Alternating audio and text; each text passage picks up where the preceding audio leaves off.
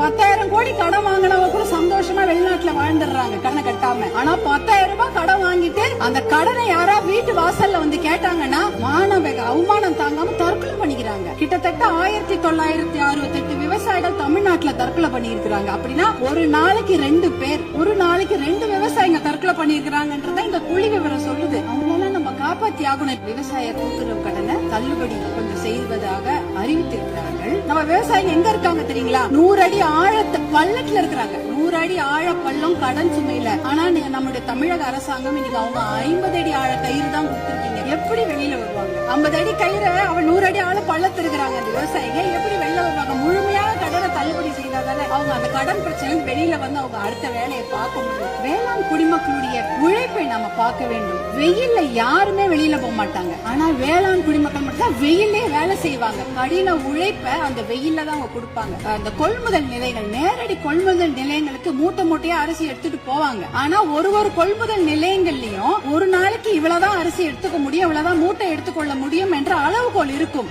ஆனால் அந்த அளவுகோலுக்கு மேல ஆயிடுச்சுன்னா அந்த மூட்டையை வச்சுட்டு வெயிலையும் மழையிலயும் அங்கேயே இருக்கணும். அது என்னவானாலும் சரி, மூட்டையை அவங்க நிலத்துல இருந்து எடுத்துட்டு போயிட்டாங்கன்னா தனியார் அந்த கொள்முதல் நிலையங்கள் வாசல்லே படுத்து கிடப்பாங்க. மழை பெஞ்சிச்சுன்னா அந்த மூட்டையெல்லாம் உள்ளே முளைச்சிடும், கெட்டு போயிடும். இப்படி எத்தனையோ சிரமங்களை மீறி தான் அவங்க நம்மளுடைய உணவு மேசைக்கு சாப்பாடு கொண்டு வராங்க.